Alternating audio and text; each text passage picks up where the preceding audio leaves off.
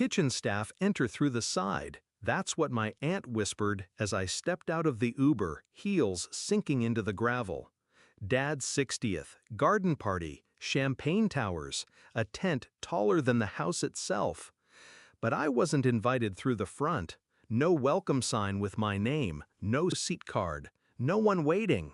So I smiled, walked around back, through the catering entrance, past a server who nodded like I belonged there, among the trays, not the guests. Until someone said it, loud, clear, cutting through the string quartet like a bullet. "Madam CEO!" And just like that, the music stopped.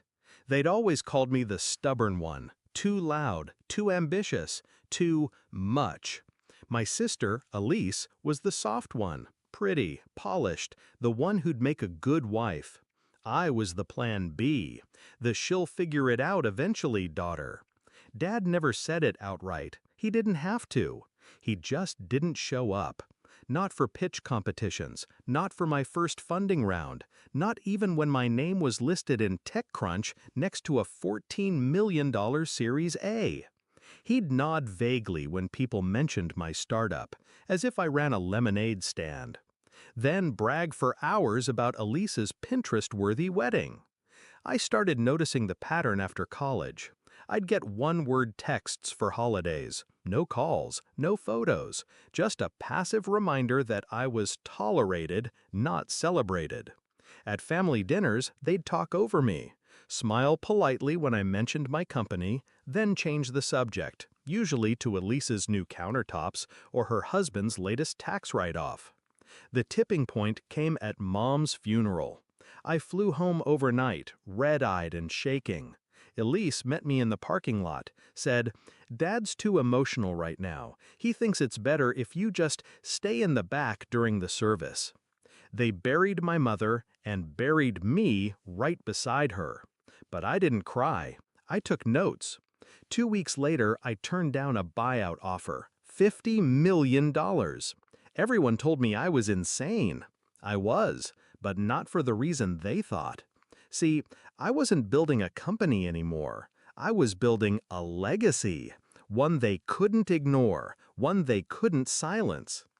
Every late night, every ignored text, every time my father introduced me as Elise's sister, I turned it into fuel. Hired better, scaled smarter. Then came the call. Forbes, 30 under 30. Then self-made women to watch. Then the cover. I wasn't supposed to attend Dad's 60th. The invite never came. But I RSVP'd anyway, through his assistant. She was a fan, said she used my app every day. I picked a sleek black dress, no jewelry. Let the cover speak for itself. It was framed in my hands, a full printout, matte finish, title bold, "The Woman Who Built a Billion-Dollar Empire from Her Garage." My eyes, my name, front and center. And when I walked past the buffet table and onto the marble platform where my father was giving his birthday toast, I held it high. He stopped mid-sentence, turned, the crowd parted like a wound. Whispers, "Is that? Wait, that's her? Oh my God, that's the founder of—" Elise turned pale. Dad blinked. "Hi," I said, calm, crisp. "Sorry I'm late. I had to come around the back." I handed him the magazine. He took it like it burned. The silence stretched.